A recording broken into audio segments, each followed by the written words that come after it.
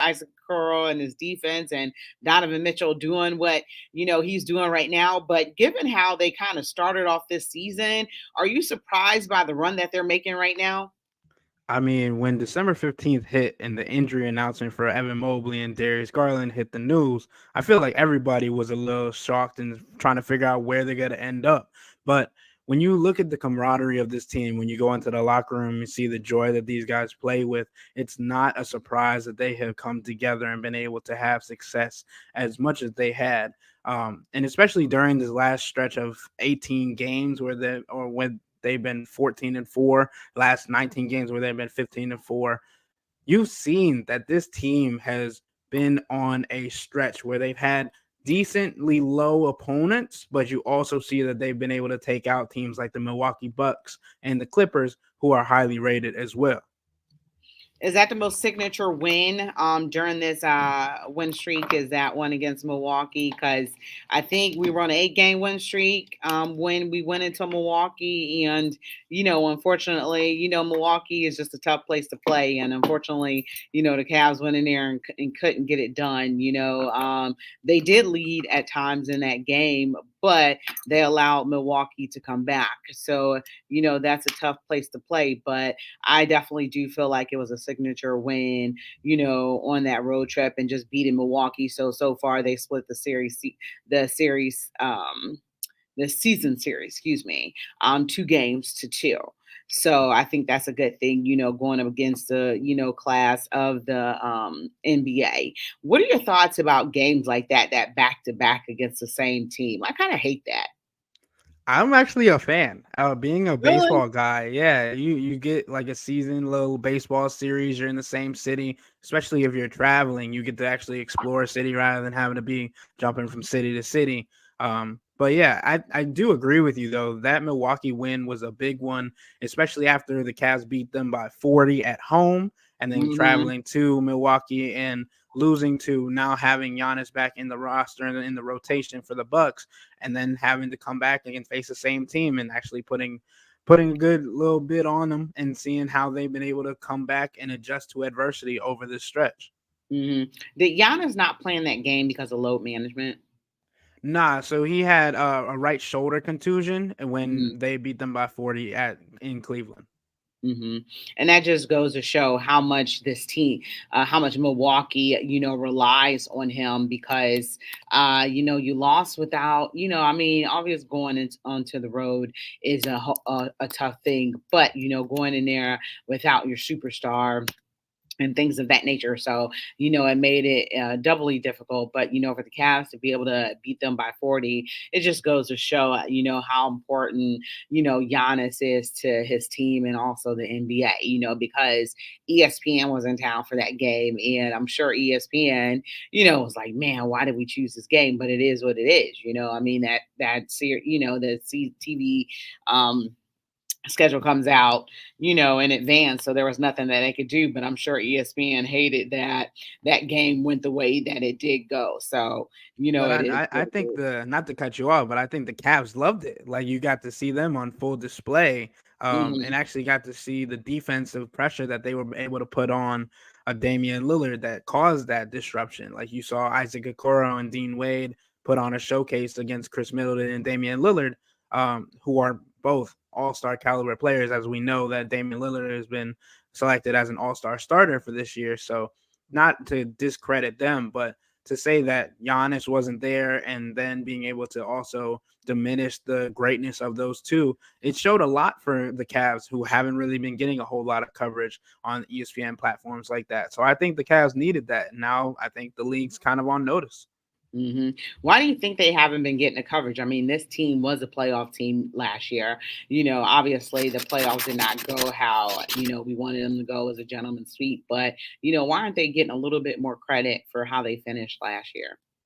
I think because they got a first round exit last year and Cavs fans were really hoping that they would get out of the first round with the Donovan Mitchell trade, and they were kind of disappointed in that. And then how they started the season wasn't too great because they started on a stretch against some really tough opponents. So I think It's just a testament to them not really letting the media, not letting anything that's been said or not been said about them control the narrative of what they've been doing. They've just been playing, hooping, and doing what they need to be successful in every aspect of the game. Hmm. Um, so this team has been without two starters for over a month now. Can you talk about how they've been able to get these wins without their all stars? Well, I mean, Evan Mobley hasn't won an All Star yet, but how they've been able to go on this win streak and get quality minutes from their starters, and also one of the things that we haven't seen in a long time is bench depth, which is what we didn't have last year, which is one of the things that when it came to being in the playoffs last year, we didn't have that. So there was a multitude of reasons why we lost to the New York Knicks. But having that bench depth is something that we missed that would enabled us to be competitive in that series. But can you talk a little bit about that? Yeah, I think you touched on it greatly. Donovan Mitchell stepping up as a point guard, being able to rack up multiple games with double digit assists. He wasn't doing that before Darius Garland was gone because he wasn't focused more on the passing game. And as a whole, the Cavs have been able to use each other, playing off of each other, passing the ball more efficiently, getting open shots. As you've noticed, they've had Jared Allen as the five man, but they've also had four shooters around him, allowing the Cavs to not only space the floor, but create more opportunities. They've had almost every night somebody new step up, whether it was Sam Merrill, George Niang. Felt like all of the guys that they've had on this team have been able to play their role to a T and then also show out on occasion. Like George Niang had 33 points in a game. Sam Merrill had 20 plus in a game and it was clipping from three as well. So you see this team kind of coming together, but they've never lost their defensive prowess. They've never lost their defensive fortitude, and that comes a long way with Isaac Okoro and Dean Wade, as I mentioned earlier, being the head of the snake for that, being the point of attack and slowing down the offensive players on the opposing teams, while Donovan Mitchell and Jared Allen are able to play as a free safety role. That means that Jared Allen is being able to protect at the rim, and if any mistakes happen, that offensive player has to now go see Jared in the paint, and that's not fun for anybody. And Donovan Mitchell, on that sense, being a free safety, he's basically just playing the passing lanes. You see now he's second in the NBA on steals per game in this season, and that doesn't happen without the prowess of Isaac Okoro and Dean Wade allowing him to focus on the passing lanes and be able to get open, and then that creates fast break points. And we know how much the Cavs love to move in the fast speed of the game. Ethan, all great points. This is Sapphire. How are you? Hi, Sapphire. How are you doing today? I'm doing great. I'm very excited to hear your thoughts on the Cavaliers because I'm going to play a little devil's advocate here. For all of the reasons why you said the Cavaliers were working now, what do you portend for the Cavaliers when they have all of their complement of starters back? How does the changing of that personnel potentially affect the Cavaliers' ability to continue to win the way that you have just said they have been winning? I think that's a great point because it's going to be a very different skill set that you have on the court. Darius Garland is ball dominant heavy. Donovan Mitchell has been ball dominant heavy. So it's basically the necessity for them to keep the same schemes that they've been using while adding in the complements of Darius Garland and Evan Mobley. Obviously, we know on the defensive end, Isaac Okoro and Dean Wade will more than likely hit the bench to start the games, with Darius Garland coming back into the rotation and Evan Mobley also joining them. But now it switches from, like I said earlier, them being at the point of attack with Isaac and Dean. Now you have the twin towers in the paint being able to stop anything that comes there. Now you can have a little bit more freeway. It still allows Donovan Mitchell to play the passing lanes and things of that nature. But on the offensive end, you realize that the Cavs are shooting at a so high clip from 3-point range. And we're talking volume shooting because the percentage has been relatively the same for when before they had the injuries. But now with them shooting more shots, that percentage is allowing them to shoot at a higher percentage. Like it's a crazy thing to think about. Like, and if you add Darius Garland into that, you know that before they left, Darius was never scared to shoot 3-pointers. That was never something that he was scared away from. And Evan Mobley's also been working on that in his production, getting back into the rotation. So we'll just have to see if they're able to stay in the schemes that they have set while going back to the defensive mindset that they had when they were number one in defensive rating last year with the same starting five, but adding an even better defender and on-ball defender in Max Strus into that rotation. Yeah, and that's all gravy. I mean, I really appreciate that perspective because the things that I look at as a Cavaliers fan is why couldn't this work before the injuries, right?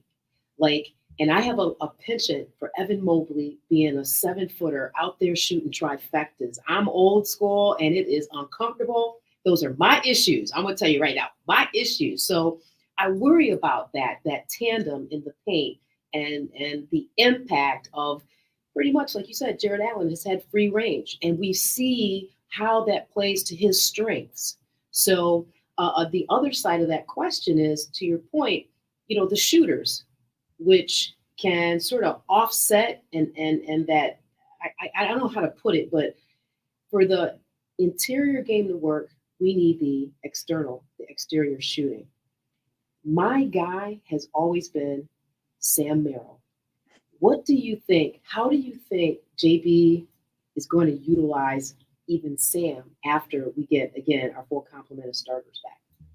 I think you said it. Like Sam has stepped up and earned a rotation spot. He's going to be Mm-hmm. the rotation going forward. But it's about who they're playing and what the matchups look like. Like we saw last night with the Clippers, Sam didn't get that many opportunities because he only got one look at the basket, didn't make it, but was still drawing opportunities for other players because the Clippers understood how dangerous he is on the perimeter. Right. But because of the physicality that the Clippers brought, he's not able to play as good defense as some of the other players like Isaac Okoro and Dean Wade, as we mentioned. So you don't want to give up too much on that end, especially against a higher rated offense like the Clippers. So Right. it'll be up to JB Bickerstaff to understand the matchups and the timings that are necessary. But I don't think that you can just say that Sam Merrill's not going to get minutes anymore because Sam has shown that he creates gravity on the offensive Yes. and spacing because of what he's able to do when he's shooting from that range. And he can play defense. I don't want to say that he's not good at defense, but there's a level of physicality that can only be dealt with when you're a smaller guard. Okay, so my last question for you with regard to this, put yourself in the JB shoes. You got your starters back. What is your first look going to look like? I think you go back to the original starting five that they wanted to use because that's what you made this team around, basically. You start there, and if it's not working, then you switch. But for tomorrow, for Wednesday's game, I think if Darius Garland makes his return as is expected to answer George's question, I think you have to go with Darius Garland at the point guard, Donovan Mitchell at the shooting guard, Max Strus at the small forward, Evan Mobley at the 4, and Jared Allen manning the paint at the 5. Um, because that's what they built this team around. That's why they went and got Max Strus. So they knew that they could create gravity and create spacing in that way. That's why they went and got George Niang, because you can put him in whenever it need be. And obviously, I think Darius Garland, just like Evan Mobley, is going to be on that minute restriction. So as soon, even though he'll be back, it'll be in a different capacity until he's back at game speed. Because we know sources told Cleveland.com that he lost 10 pounds when he was out just drinking from a straw and from a blender, Right. even taking the blender to Paris with them when they went over there.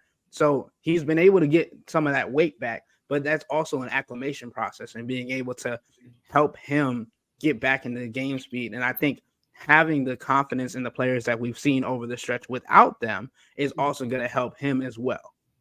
And speaking of Darius, is that did Cleveland.com get any intel in terms of how Darius continued to try to keep himself in shape with his mouth like pretty much sewn up? Like how does So that what does that look like? he wasn't able to do anything up until he got the wiring out of his mouth.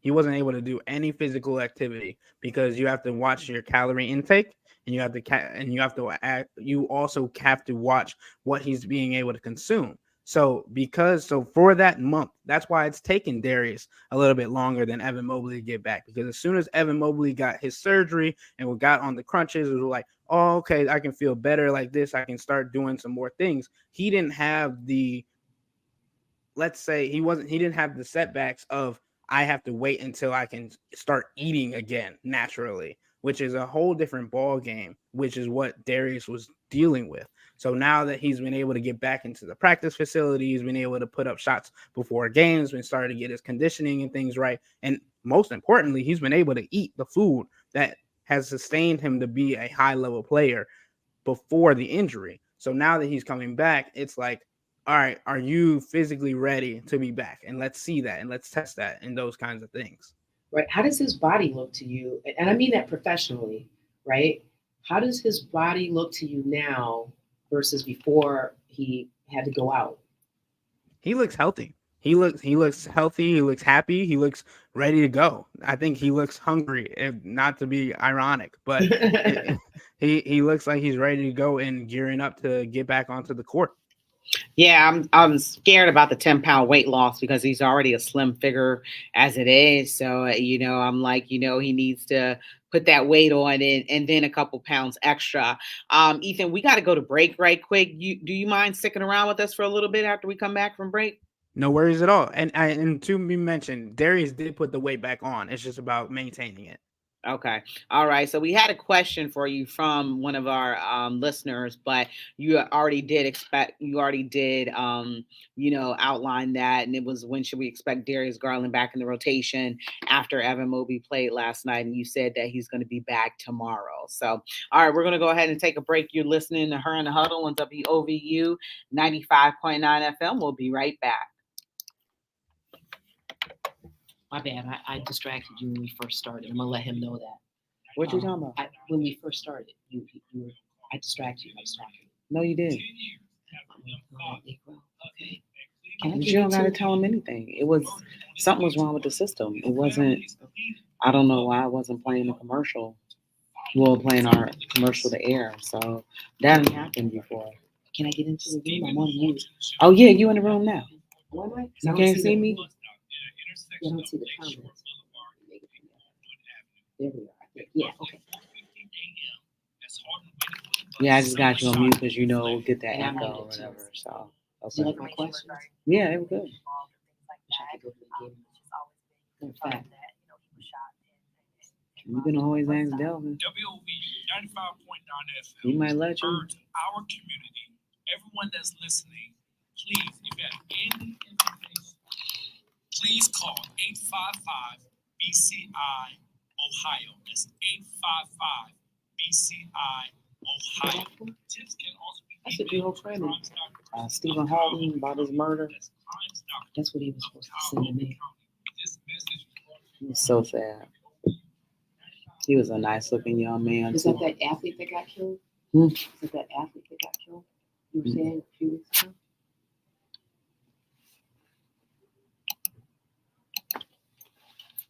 All right, welcome back to Her in the Huddle on WOVU 95.9 FM. This is your girl, Rachel Hill, the First Lady of Sports. We have Sapphire with me, and we also have a special guest, Ethan Sands of Cleveland.com, Cavaliers beat writer. So, he's given us a lot of good information about the Cleveland Cavaliers. One of the questions I have for you is, what is up with this jacking up threes, jacking up over 43s a night, and also wanting Evan Mobley to jack up threes when he's shooting like at a 20% clip of those? Last night in the locker room, he said, yeah, I'm going to be shooting more threes. And I was kind of horrified because it's not very good at it. Yeah, so I think it's a confidence thing, right? Like Evan wasn't really being asked to shoot threes before they left. And we look back earlier into the season, and when Max Strus came into his press conference post game in one of our games in, I think it was November, and he had said, hey, we need to start shooting more threes. And everybody looked around like, well, y'all are averaging 30 a game, so you need to shoot more? Okay. And they talked about it internally. In the very next game, they upped it to like 35 and 40. And it's been working because you realize, obviously, 3 points is worth more than 2. But with the team that they have, Jared Allen manning the paint, but also becoming a facilitator, being able to start and run the offense as an offensive hub at the free throw line, you get multiple options. You can have Donovan Mitchell go to the paint and do his thing or shoot from the outside, but then you also have the four shooters, which you went and got, especially after the New York Knicks postseason last year. Max Strus, George Niang, Sam Merrill's new too. So all of these guys are now high percentage shooters from the beyond the arc. And now you think about it, with Jared Allen having the ball in his hand, Donovan Mitchell having the ball in his hand and becoming more of a facilitator, you have pin down screens, you have ball screens, you have off ball screens that are all allowing these guys to get open looks. And because the 3-point number has gone up, they've been able to win games because they've been able to shoot the ball at a high caliber, at a high percentage, and with guys that have that confidence. Even Dean Wade, who came into the season not really wanting to shoot the ball, has been adding that into his repertoire. And I talked about this on my podcast yesterday. I don't think that Evan Mobley is actually going to take this many shots from beyond the arc because it's a confidence thing. Like once he gets acclimated, but we saw in the Clippers game yesterday that even if he's just standing on the perimeter, it gives more space to Jared Allen to go to work, for Donovan Mitchell to go to work. And if he sets a high ball screen for a shooter to come around, that's even another opportunity for more open looks.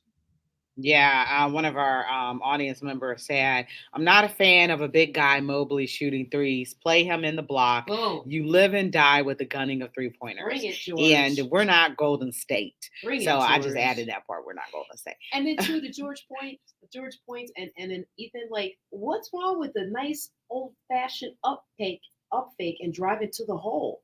Like, I don't see Evan as a physical type player. You know, he's tall, but he's petite. You know what I mean? It's like he's averse to physical contact, right? So, but what do you think about adding that to his repertoire while he's standing out there? I mean, give them a different look as well. What are your thoughts on that?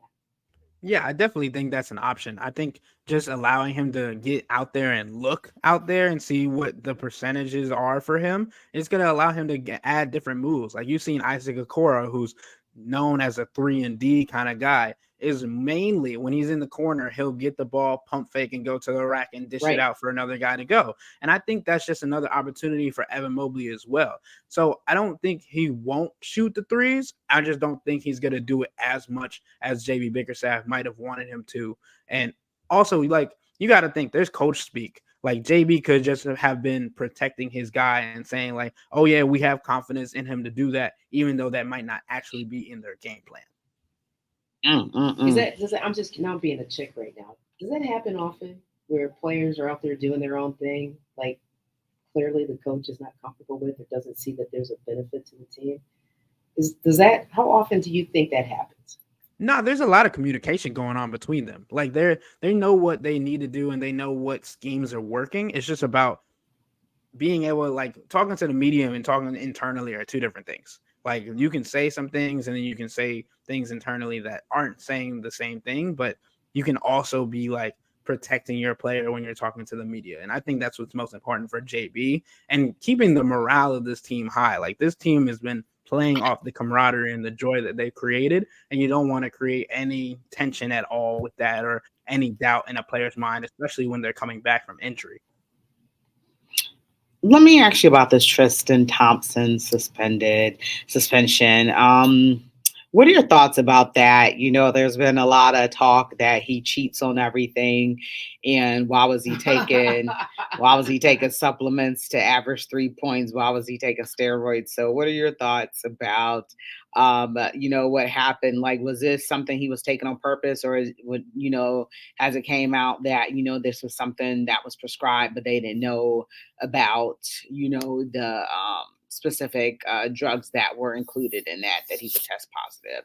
Do you know anything about that?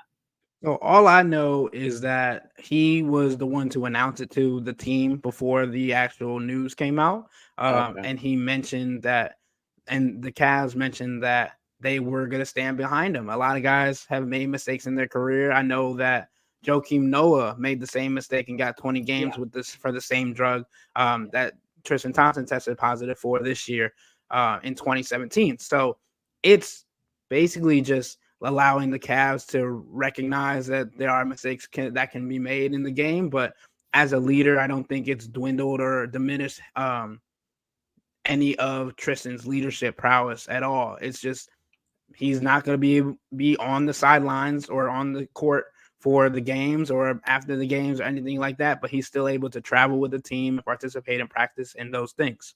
Oh, he is? Yep. Okay, I didn't know if he wasn't allowed in the facility or anything like that. So I'm curious because you just said something. For those of us that do not know, you mentioned Tristan. I like to call him TT. Informed the team first. What is your familiarity with how that process works in terms of when they test, when they're notified? What's the protocol? Not to go off kilter, but I believe like Tristan knew what he was taking, but it was a mistake. And Okay. you when you know you had just got tested, that you want to get your team involved and let them know what's going on before the news comes out. Are you saying he mistakenly took? He tested I have no positive? idea. Oh, yeah, have because no I was idea. about to say, like, Right. that's these are choices that the people out there making, but I'm like, if I'm a professional athlete, because I'm sure that they're subject to random drug tests, and, when you told you got to go down there, you got to be there. Yeah. So, I would be reading the, ingredients on everything, but that's just me. I don't know. I'm not an NBA player. I'm only 5'6". I sucked at basketball. So, that's not me. One of the things that Donovan said last night that I found really interesting, and he had said that he didn't want people to think that this win streak was just because of him. But can we say that it kind of is because he's the glue for this team? Mm-mm. Okay. Nah, I can't give credit to just one player over a span where you've seen so many different people step up. Sure, you can say that Donovan's been the glue as a leader, especially with Evan and Darius going down. But I mean, Donovan has been who we all knew Donovan to be. And what he grew in was being able to become a better facilitator. And that came with becoming the de facto point guard with Darius stepping out. Like, but that's not something we haven't seen him do. He did that in Utah when Ricky Rubio was hurt, or and we've seen him be able to do that on constant basis as well. So it's just Donovan being Donovan, and then everybody else on the Cavaliers stepping up and becoming who they needed them to be this successful. So it could be he set the tone by example and they followed, but I don't think you can just give credit to solely one person, especially if Donovan's saying it himself. Question for you: is Donovan Mitchell here next season? Rachel, you giving me all the hard questions now. I think I think Donovan has a decision to make, and I think he enjoys playing with this team, and I think he enjoys being around this organization, and he's also gotten involved in the Cleveland community. So I can't say whether or not he's going to be here next season, trying to be objective on the reporting side, but it seems like he's been nothing but happy since he got here, and especially with the win streak and the winning that they're doing nowadays. I think he's happy to be around black people because one of the things I'm hearing is that, Yeah. he doesn't want to play for JB. So, is JB safe in this organization? I think JB Bickerstaff is goes as far as they go in the playoffs. I've talked about it on my podcast again, that JB is not going to be judged based on how they do in the regular season, but how they do in the playoffs. Because Cavs fans understand, like, they won 51 games, 52 games last year, and still only got as far as the first round. But because they went and got Max Strus, George Niang, Sam Merrill, as we talked about on multiple times during this show, and they added Donovan Mitchell a couple of years ago, it's time for them to make that jump. And that's where they're going to be judged on how JB Bickerstaff can manage a 7-game series and how he'll be able to compete with higher level coaches around the league. hmm Yeah, if it can get to, excuse me, if it can get to a 7-game series, because it did not. Brandy, did you have any questions for Ethan? I guess my only thing, obviously Mobley came back yesterday. DG will come back, supposedly tomorrow. And I think with them out, we saw, Miro having a big production. Last night, he didn't play as many minutes. So how do you think that will go moving forward with them back, even though he was productive while they were out? Yeah, so we mentioned this a little bit earlier, but it's mostly just JB being able to run the offense and run the rotations based on the matchups that they have. Like Sam Merrill didn't play last night because it was a physical game, and he only was able to take one shot in that game because of how physical and how much the Clippers were looking at him. And we talked about this earlier in the season with the other media members saying that Sam Merrill was getting a lot of shot opportunities because he wasn't on a lot of people's scouting report. He comes from the G Oh, League right. from last year. He came up and kind of caught fire. Now you see teams, even the Clippers, were guarding him with 2, 3 people at a time, trying to make sure that he wasn't getting open looks because the saying is with JB and the team, if Sam Merrill touches it, it's more than likely going up. That's right. Yeah, one of my things about the Clippers last night, it was a great win, but I look at the Clippers as a bunch of individuals and not an actual team. So I don't foresee them being able to do anything or going deep in the playoffs or anything like that. But, it was a good quality win against a team that has a better record than you. But, at the end of the day, I just don't see the Clippers doing anything worthwhile this season. So, I don't know all if that was right. something for me to respond to. Not really. It was more like a rhetoric statement or whatever, But Sapphire, did you have any questions for Ethan before we let him go? I think Ethan has a certain code, because I'm all about optics too. And I'm concerned that, Donovan Mitchell is just like a once in a generational type player. And so going back to the question about is it more because of him or the team, I think it takes a player like that to inspire others to take their game to the next level, whether it's on the basketball court, the gridiron, in whatever jobs we have. And I really think that's been understated. I'm concerned that, Rachel touched on this. What is the integration between Spida and JB? Because I don't see that, right? So I'll just leave you with that. And if you have any final thoughts, and please come on back to our show. You're really good. But yeah, what do you think about that? It feels like a brotherhood to me. Like it feels like Donovan has always been comfortable with JB from what I've seen, at least, and the conversations that you've seen them have. It's like they know that Donovan runs the offense. They know that when the fourth quarter comes around, Donovan's getting the ball, and JB speaks extremely highly of Donovan Mitchell. And Donovan has not really talked about JB because there's not really nothing to talk about as of now.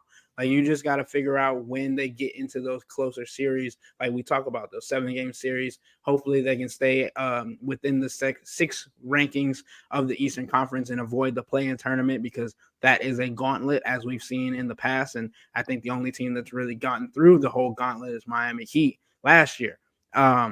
So yeah, I think Donovan Mitchell and JB Bickerstaff's relationship is just fine.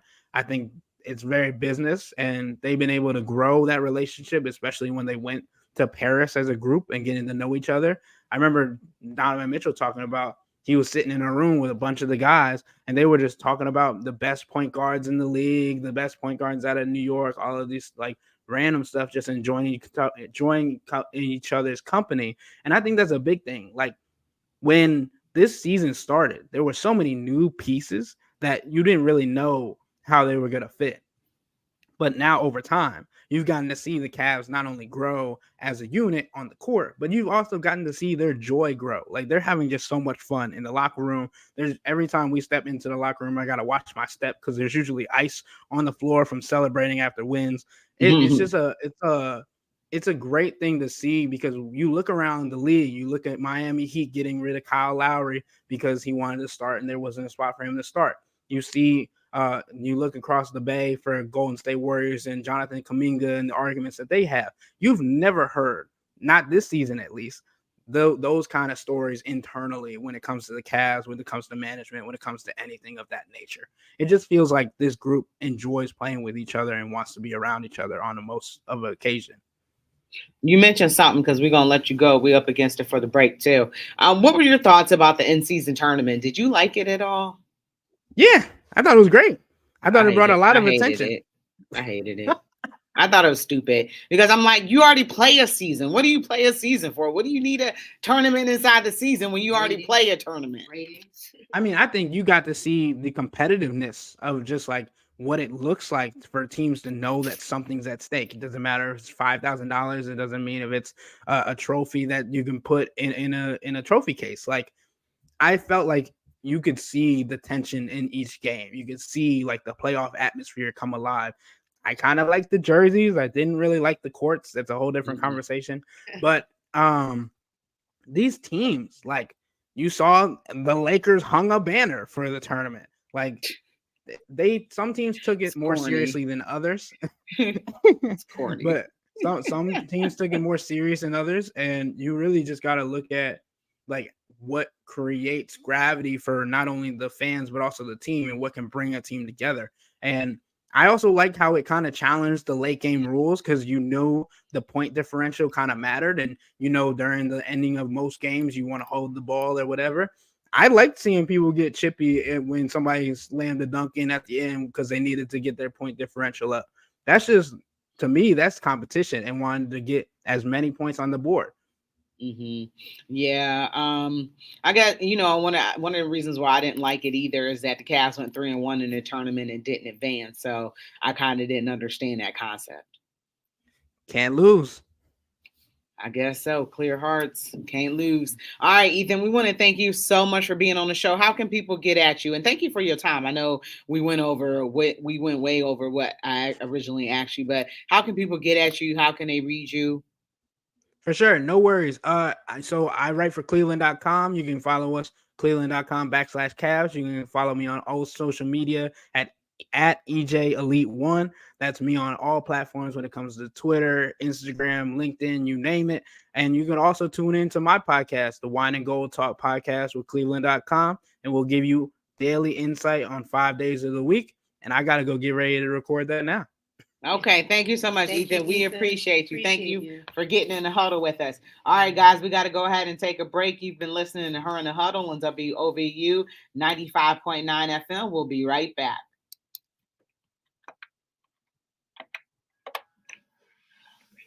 Thank you, guys. Have a good rest of your day. Thank you, Ethan. Talk to you soon.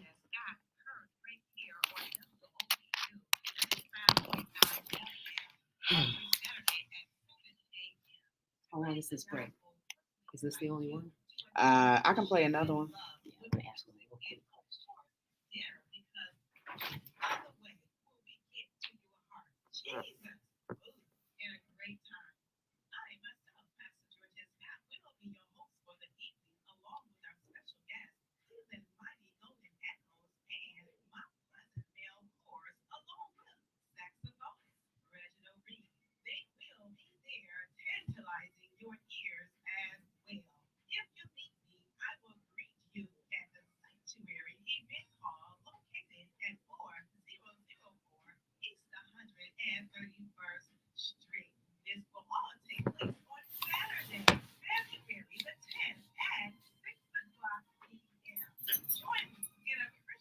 Ooh, sorry.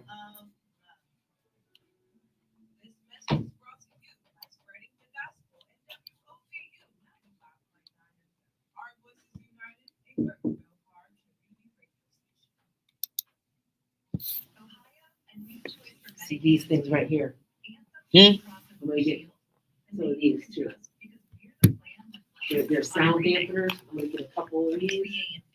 I gotta trick out my room at my house, and then there's a space at my mom's. So there's 1, 2, 3, 4, 5, 6, 7, 8, 9, 10, 11. They're sound dampeners. Yeah. You gonna buy some for your house? Yeah, because I want to make a studio there.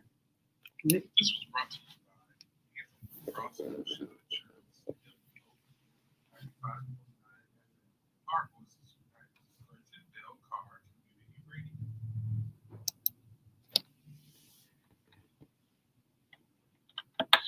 All right, welcome back to Her in the Huddle, WOVU and 95.9 FM. This is your girl, Rachel Hill, the First Lady of Sports. And I am here with Brandy Fairfax, and I'm here with Sapphire. What's up, Brandy? You came in during the interview, so we didn't get a chance to greet you.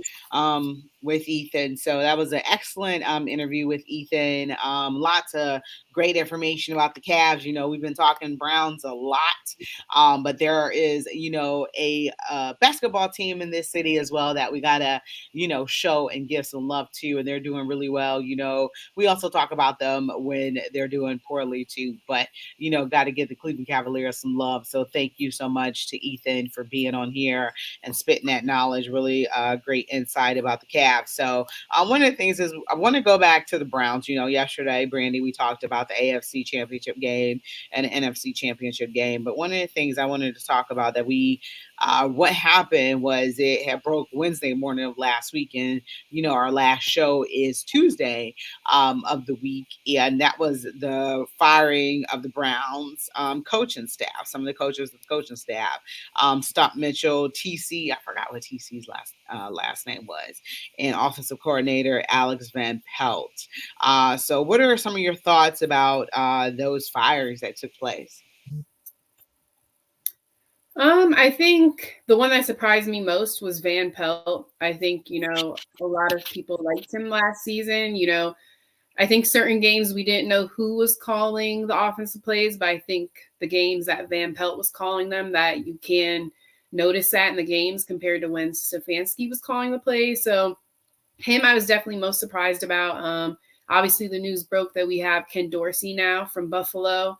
I am curious, I think he did have hits and misses in his time when he was in Buffalo with Josh Allen. And I don't know. I am curious to see how that's going to translate into Cleveland working with Deshaun. But, they both are young quarterbacks. So hopefully, he'll be able to work well with Deshaun here in Cleveland. Well, one of my things I was just so surprised at is how Alex Van Pelt got fired when on his day off and when he don't call the plays.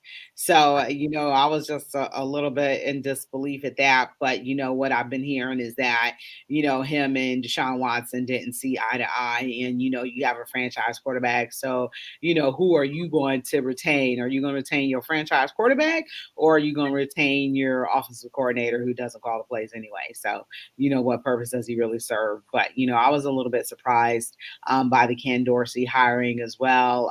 He got fired from Buffalo. And, one of the things here is that is Kevin Stefanski going to give up play calling? I don't think he's going to do that. Not saying he's a control freak, but I think it's something that he's definitely comfortable in. But if you don't call the plays, how are you involved as a offensive coordinator?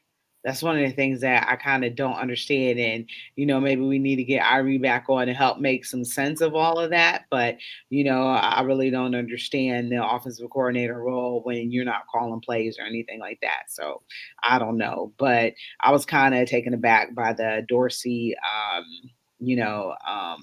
hiring. So we shall see how it's going to turn out. I was surprised on TC too, just because I think it was one of David Njoku's best seasons. And, I don't think Harrison Bryant did too bad when he was, called into play. So I was surprised by that too, just because David had a really good year. Yeah. I believe that tight ends had a great year too. Harrison Bryant had some, miscues, but that other tight end, the black guy, I forgot what his name was, he was used sparingly. Yes, thank you. Akins, he was used sparingly, but he had some production too. So, and like you said, David Njoku had a breakout year, Pro Bowler, things like that, lots of yards after the catch too. So, definitely very surprised that they are, chose to get rid of him after, your tight ends kind of having a banner year. So, and Stump Mitchell, as far as the running backs go, wasn't much he could do with the offensive line, that was out, so I think, and one of the things going out the door, he had an interview with Cameron Justice, and he talked about Kareem and that he didn't think that he could get the best out of Kareem. And, Kareem has a reputation. So, there's no telling if he's going to be picked up, by another team. But I just kind of wonder why he dogged him going out the door like that.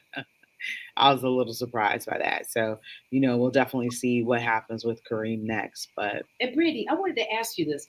If my old memory is not failing me, was it Dorsey Cam Newton's like QB coach Mhm. during his MVP season. Yeah. I mean, so for me, and I'm going to push this question to you. You know, clearly he's comfortable with our culture, and you know that's huge for me. Okay, I don't care. That's huge for me. But I also think Deshaun is a more disciplined QB than Josh Allen. So when you think about just that, and then your thoughts, how are you feeling? Dorsey and Watson can really connect with each other. You know, him being the OC. I mean, looking at it now, I think he wouldn't have been brought here if Deshaun didn't want that. I think, with them getting rid of Van Pelt, I'm sure, the Browns organization went to Deshaun on this decision because, it is his team and you could tell that they're trying to give him the best pieces around him and what he wants. So I think, they should have a good relationship and a good connection this season because I don't think he would be a part of this team in this role if Deshaun didn't think it wasn't going to work well. Mhm. And speaking of the pieces, what pieces do you feel the Browns should add to complement and to really, like you said, give Deshaun what he needs? I think, obviously we'll be getting most of our line back because there were so many injuries this season. So I think, that's going to be very helpful. I think one thing they're going to have to figure out is, the tackles on the outside. Conklin's going to be coming back from injury. Darwin Jones had an amazing rookie year. So I think, he can't go back to second string. They're going to have to find a way for him to start. So I think that's going to be something. I think a lot of people are talking about receivers, and I'm not really sure what they should do there yet. I think Elijah Moore, we could have definitely had more production from, but I don't think that David Bell and Tillman as wide receiver 3, I think they did good in the times that the ball was thrown to them. But there's also been a lot of talk about T. Higgins possibly coming to Cleveland. I know that's right. He started following players on Instagram. Did he? Mm-hmm. Browns players. Was on a podcast with his trainer the other day, and he was basically calling for T. Higgins to come to Cleveland. So I am curious to see if that's going to happen. But I mean, the Bengals do have a lot of cap money to give him. The Browns are in the negative right now, so I think that's just something to see how that plays out. And do you think, I mean, based on your sources, do you feel like for a player at Higgins' stage in his career, the money matters more or the probability to win matters more? I think that's tough. I think it could be maybe a little bit of both in his position because I think he probably is looking for a big contract. He saw his buddy Jamar Chase on the other side get all of this money. So, I think he is probably looking for both. I mean, since he has been very well, obviously, this year they didn't make playoffs, but I think outside of that, they've been pretty successful. But I guess it also could matter to him. Does he want to play for Joe Burrow or Deshaun Watson? I think they're both good quarterbacks in this league right now. This is so interesting because I mean, I mean, for me, not that I can't believe I'm going to mention this man's name because I was fit to be tied with Travis Kelce, but talking about I'm just over the whole thing, right? But just really talking about the perspective of the player, taking shorter money now, but realizing a greater long-term gain, and then seeing what that potential next big contract can look like. I don't know. I just push that out there. Yeah, I also saw talk about him going to Tennessee because Bengals offensive coordinator is now with the Titans. So I don't know. He might have a lot of options where he could end up going. I also heard talk the Browns maybe could look at Calvin Ridley.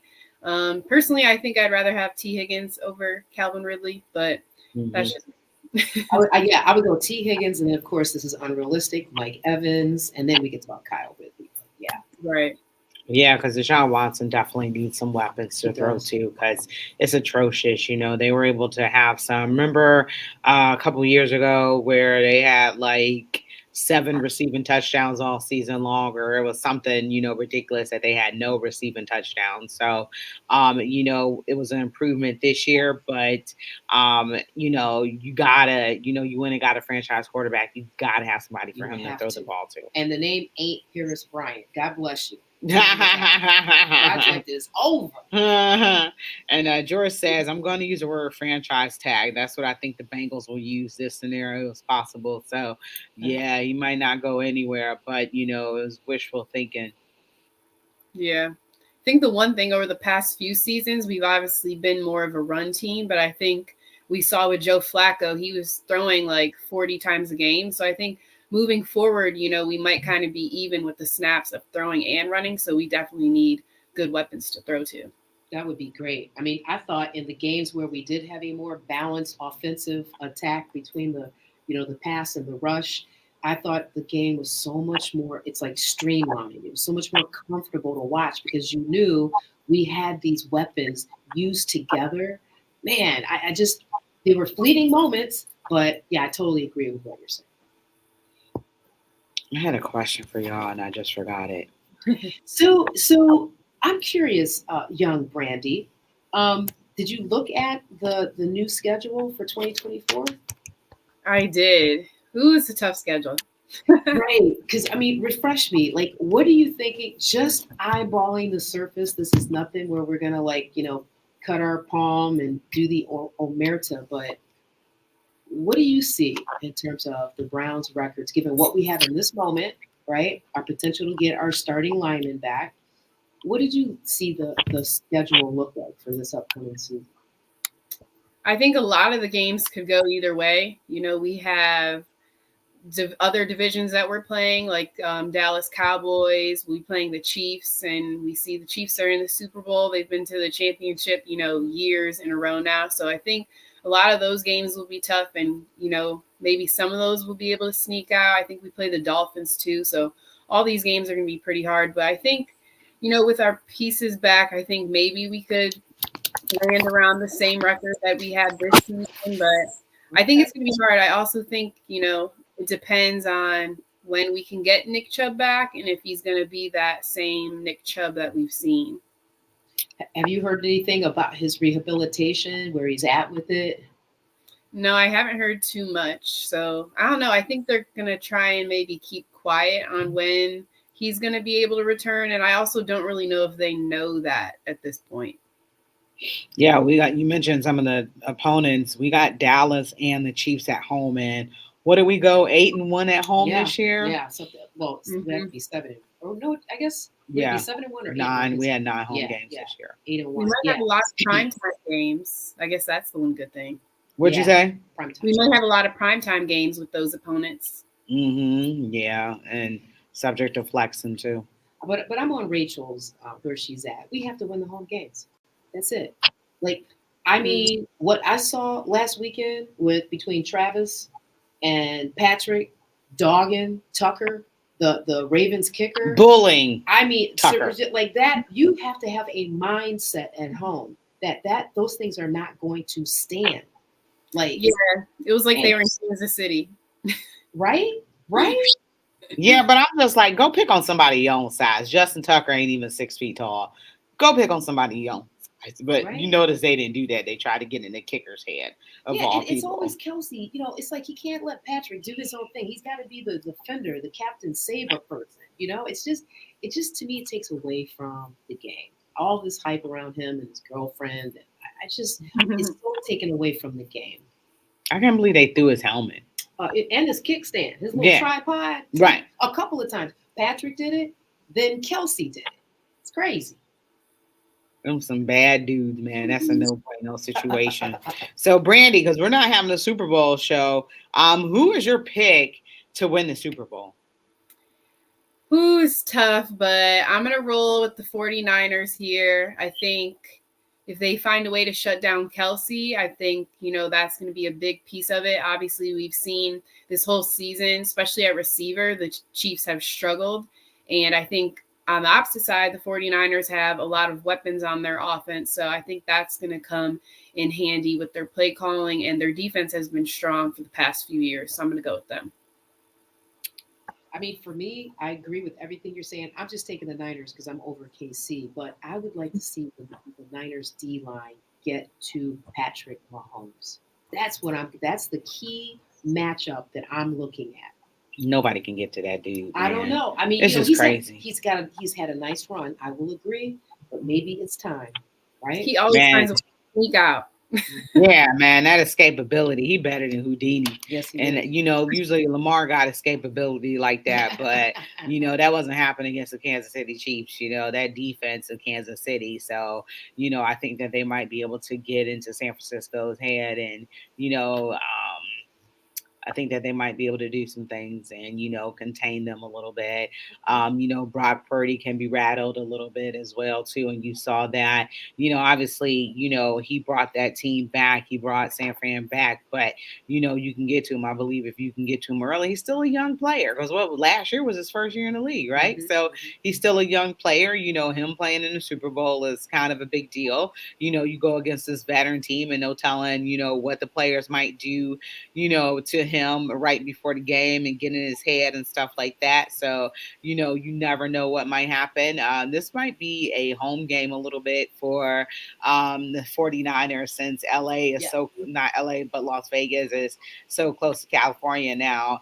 If it was a Los Angeles team, that's like a 3-hour drive. But, a little bit more of a drive, but I'm thinking that kind of might be more of a home game for the San Francisco 49ers. Did you guys see Jamil? I know you ain't on social media, Sapphire, but Brandy, did you see Jamil Hill's video with her and her husband about the Lions and San Francisco 49ers? I did not. No. And she had him read an apology. Man, it was hilarious because Jamil Hill's a 49ers fan and her husband is a Detroit fan. And, Jamil is from Detroit too. So I don't really know how she got hooked on the San Francisco 49ers. Oh, they always played the 49ers when I was coming up because I was in a northwestern Ohio town. This was before cable, the whole thing. We got the middle of the country games, which was always San Francisco. Mm-hmm. And then we got like the Cleveland games to the East Coast. So you could potentially watch 4 games on a Sunday. They were, and those Niners games were broadcast out of the Detroit station. So I could definitely see how she was, became a Niners fan. Okay. And she was like, well, I'm not going to root for Detroit because that would be disingenuous to go against my team now. But it was really funny. They did like a video together and, he was like, she had him read a statement. And he was like, I apologize for being insufferable and stuff like that. He got up and walked off. It was hilarious. But, I'm not making any prediction. I feel like this is a toss up, any team can win this game. It just depends. I'm kind of leaning towards Kansas City because they've just been there before and they just know how to do it. And, I try not to believe sports are rigged, but we're going to see some magical flags that come out at the very end to help Kansas City win this game. But ladies, our time is up. So, we're going on a little hiatus for the next couple of weeks, and then we'll be back on Tuesdays for the next couple of weeks until April. We'll be back on Mondays and Tuesdays then. You've been listening to Her in the Huddle for Sapphire, for Brandy, for the First Lady. We appreciate you. Have a good one and take care.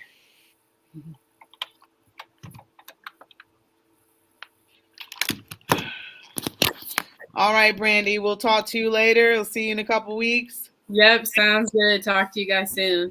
Okay, we'll keep you posted. Okay, sounds good. Okay. Bye. Bye.